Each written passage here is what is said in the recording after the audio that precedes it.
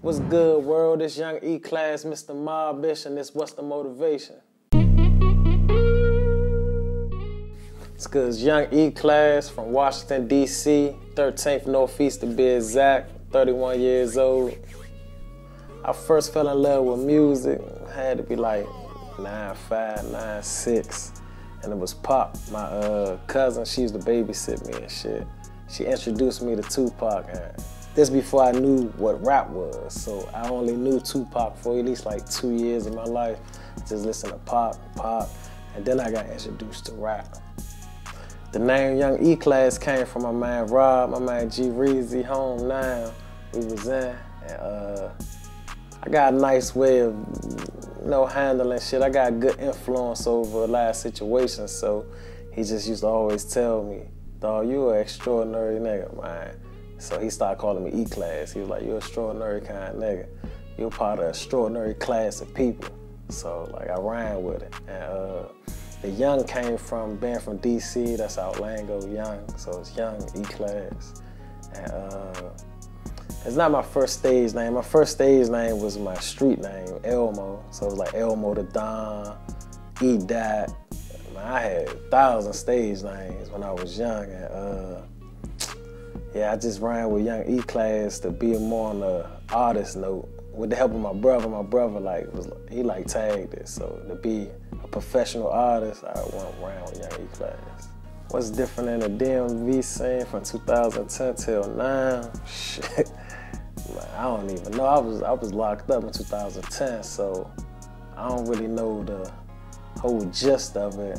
I know from outside looking in, it looked like it was bubbling. It looked like a lot of people was about to crack. A lot of people was about to get signed. That's just how I was looking at it. But right now, it's open, like the door open. You got the forefathers of it, the Wale's, the Shaq Glizzy's, Fat Trails, Light Shows.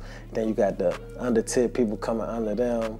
And, like it's wide open now. Like they starting to recognize that like we've really rapped down here. We really got, really got swag down here. We've really got stories down here. And I think they starting to get intrigued by it. However, I maintain my brand in the new DMV scene. Just always working.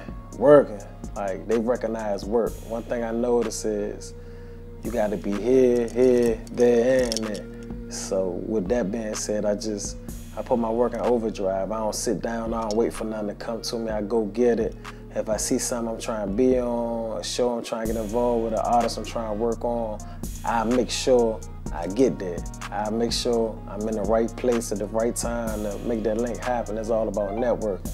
So just staying relevant, because you could be hot, have a song bumping, buzzing, interview buzzing, and you take a week off, you go out Miami, go to Cali, go out the country for a week, don't post nothing, don't drop nothing, don't engage, and they forgot about you. So it's just about working, staying relevant. And that's how I kept my brand up. Who influenced my flow, my style, and my energy on the stage? Honestly, Pac and Lil Wayne. Since I was younger, I always used to get man, you like Pac and Wayne mashed together.